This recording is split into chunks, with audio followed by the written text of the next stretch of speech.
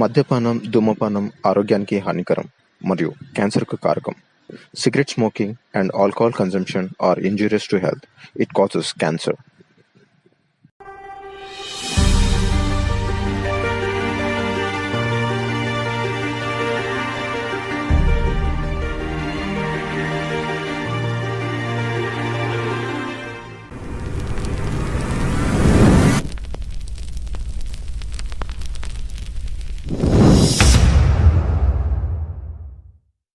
ఆ బ్రిడ్జి ఎందుకు దాటొద్దన్నాడంటే ఆ బ్రిడ్జి వెనకాల ఉన్న ఒక చిన్న ఊరు, ఆ ఊరిలో ఒక పెద్దాయన ఆవేదన, ఎలాగైనా సరే మళ్ళీ మన ఊరికి వ్యవసాయం తీసుకొని రావాలన్నదే ఆ పెద్దాయన లక్ష్యం.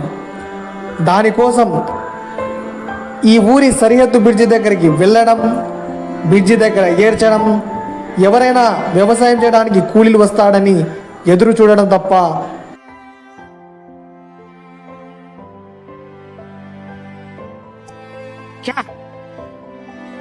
దేవుడా, ఏడా పాపం చేసినాం, మా ఊరికి వరదలు వచ్చినాయి. దేవుడా చూడి, మా ఊరి పొలాలు ఏ విధంగా అయినాయో. అందరూ ఇలా వ్యవసాయాలు మానేస్తే మా ఊరి పరిస్థితి ఏంటి? ఏం చేయాలి?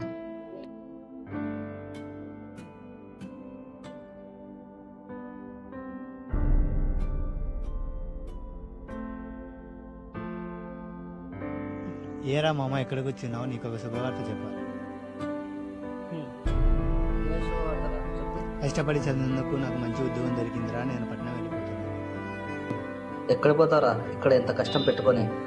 ఏం కష్టం రా? అంతో ఎంతో చదువుకుంది ఊర్లో నువ్వు ఒక్కడే. నువ్వు కూడా ఊరు వదిలిపెట్టి వెళ్ళిపోతే మన ఊరి పరిస్థితి ఏంట్రా? గిరిగాడు చిన్నగాడు ఉన్నాడు కదరా.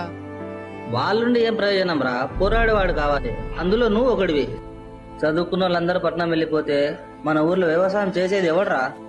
ఇక్కడేం పంటలు పండుతాయిరా? మనం తలుచుకుంటే ఎందుకు పండించలేంరా?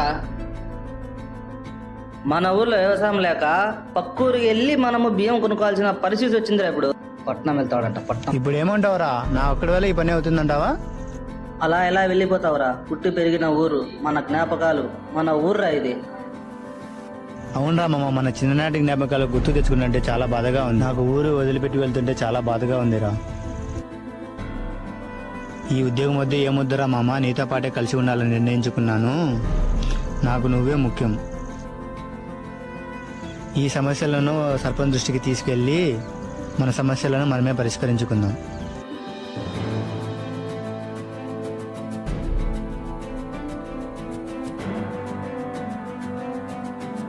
ఎలాగైనా సరే మా భూముల్ని మనం కాపాడుకోవాలి. పాపా పేకాడతావా నాతో? ఓ పాపా పేకాడతావా? ఎవడు మొహం ఎట్ట పెట్టుకుని వస్తున్నాడు? డిషుమ్ నేరా కళ్ళు దెబ్బాయా?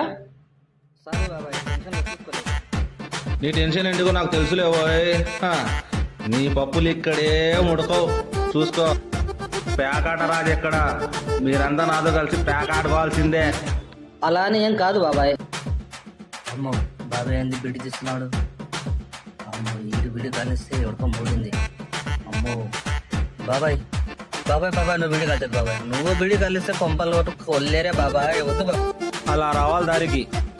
ఈ చుట్టుపక్కల మండలాలన్నీ ఒకడు వెళ్తున్నాడు, తెలుసు కదా నీకు? వీరా స్వామి. చూసావా ఆ పేరులోని భయం? అవును బాబాయ్, పేరు వింటే భయం వేసింది.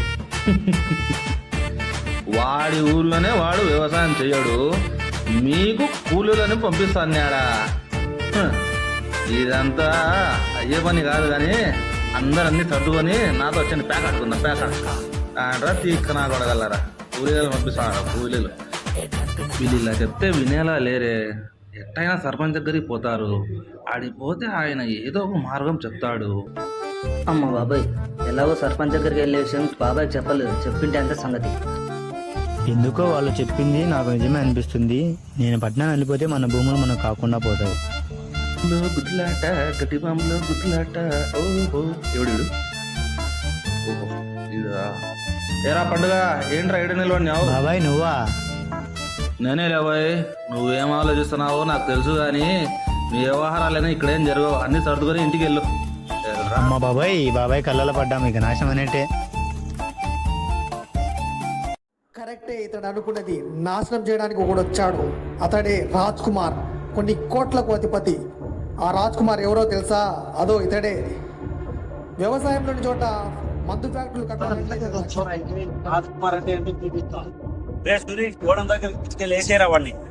స్టూడెంట్ ప్రశ్నించాడని ఇతనికి ఎవ్వరు అడ్డు రాకూడదు. ఒకవేళ అడ్డు వచ్చారో చంపడమే ఇతని నాణ్యమైంది.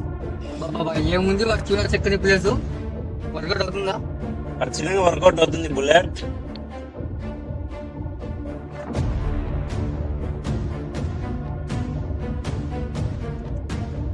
ఎన్నో ఏళ్ల నుంచి కన్న కలరా, ఈసారి ఖచ్చితంగా సక్సెస్ సైడ్ తిరుగుతుంది.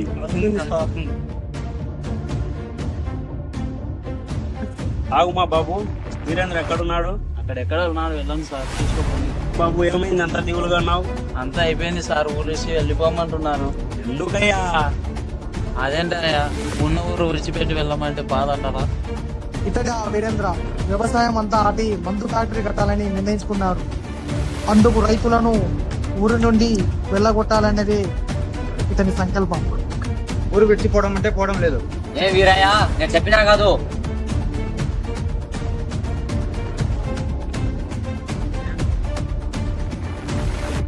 వెళ్ళాల్సిందే పెద్దాయనా గురించి.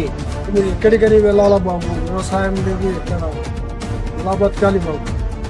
నాకంతా తెలీదు పెద్దాయన. ఆఫీసర్ వస్తాడు, ఏంటి కట్టాలా ఊళ్ళో. అదృష్టం కలిసి వచ్చిందిరా. 300 కిలోమీటర్లు తిరిగి వచ్చినాం. వీరేంద్ర అనే రోడ్ ఒప్పుకున్నాడు ఈ ఊర్లో ఫ్యాక్టరీ కట్టి తీరాల్సింది.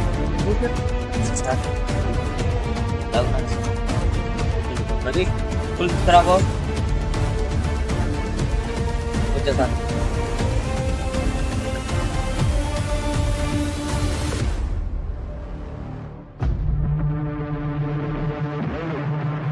పెద్దాయన ఆఫీసర్ వచ్చినా చూడు. Bill bill. పిల్లని బాబు, మీరు ఏం మాట్లాడుకుంటారో నేను వినాలి. ఆగు ఆగు, ప్రభుత్వం లేదు సార్. భూమి సొంతదేనా, రైతులు ఏమన్నా ఉందా? భూమి సొంతం అంతా నాదే, రైతులు ఏం లేదు. భూములు చూపించు, డాక్యుమెంట్లు పంపించు. రేపు నా కింద అధికారి రాబట్టు వస్తాను నీ దగ్గరికి. సరే సార్, మీ పని ముగినది సిద్ధం చేసుకుంటాను. తల్లి ల్యాప్టాప్ ఇవ్వు, ప్లాన్ చూపిద్దాం.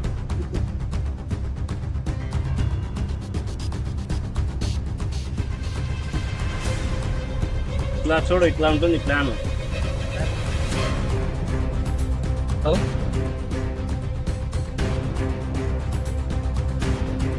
బాగుందా?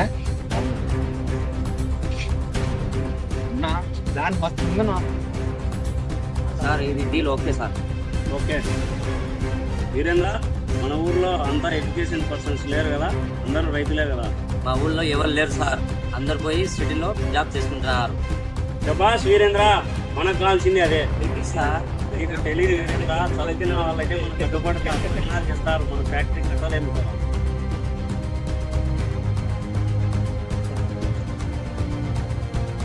వీరేంద్ర అన్న, నా కోడ్ అయిపోయినకి వచ్చింది.